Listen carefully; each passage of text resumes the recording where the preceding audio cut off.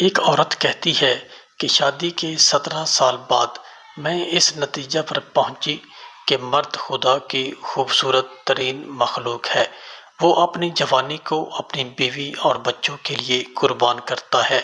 یہ وہ ہستی ہے جو پوری کوشش کرتا ہے کہ اس کے بچوں کا مستقبل خوبصورت اور اچھا بنے، لیکن اس قربانی کے بدلے ہمیشہ اس کی سرزنش کی جاتی ہے۔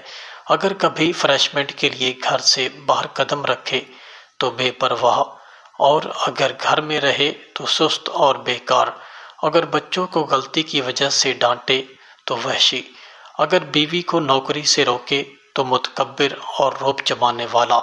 اگر ماں سے دلجوئی کرے تو ماں کا لاڈلا، اور اگر بیوی سے پیاری باتیں کرے تو بیوی کا مرید۔